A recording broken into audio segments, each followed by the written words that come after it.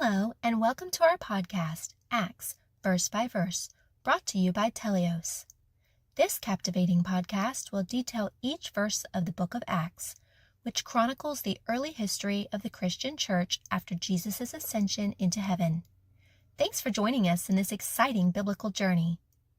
Hi, this is William Stewart, co-founder of Teleios. Welcome back to our verse-by-verse study on the book of Acts. We're in the final chapter, chapter 28. Paul has reached his destination of Rome, the chief city of the empire, the capital at this time, and probably the largest city in the world at this time, and it's where Caesar was. Caesar was the destination of Paul as determined by God, told him back in Ephesus.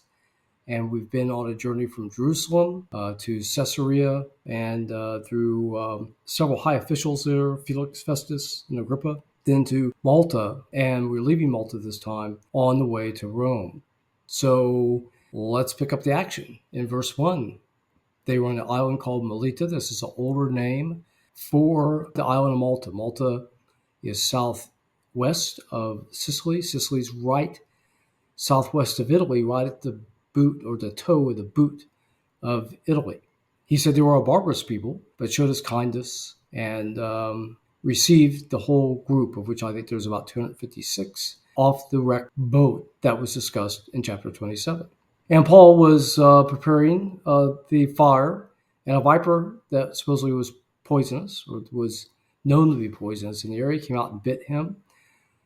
The locals thought that he would die, and it must be because he was a prisoner and done something terrible. But he didn't die. So thus, they thought he was a god. So very pagan thought for that time, that, again, if you did something bad, you must have deserved it. And if you're doing something good, you must be righteous. And the fact of this miracle, they thought he himself was a god, as opposed to attributing it to the true God. So the head of the island, a man called Publius, also received them and let them lodge there for 3 days. His father was sick of a fever and bloody flux. This was probably dysentery. Dysentery was a very common and deadly disease back then. There was no cure. You basically either bleed out or lose so much fluid that you died of dehydration or anemia. Didn't really sound like a pleasant way to go. Paul went in and prayed and healed him. So he's done several miracles here, again showing his authority, his link to God as a witness to the people, and hopefully then to spark interest coming to Christ. So he healed the other people on the island. Obviously they were happy because they helped them on their way and gave them the supplies they would need for the journey. So on the way to Rome, they took a ship from Alexandria. Alexandria at this time was really the chief city of Egypt on the northern coast of the Mediterranean, an important city in the empire.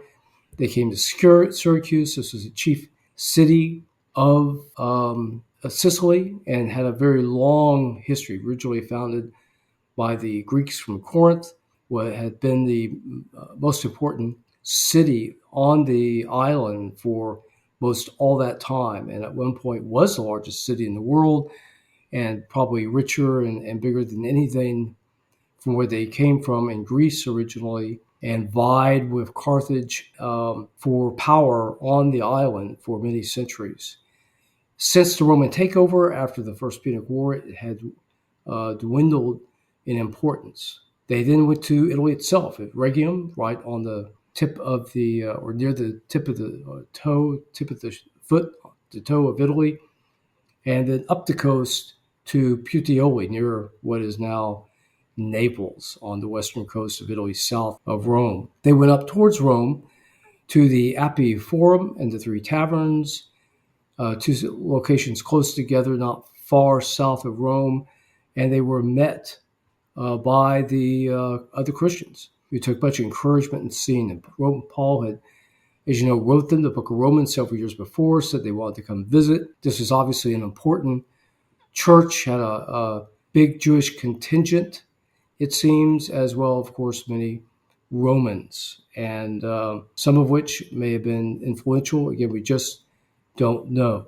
The centurion brought all the prisoners to Rome and put them in prison, except Paul, who had distinguished himself in leading and saving people on the shipwreck, obviously as since a diplomatic role on the island of Malta. They sort of just put a guard with him, and he seems to have been under house arrest to do what he wanted. So this is nice because he could minister to the people and spread the gospel.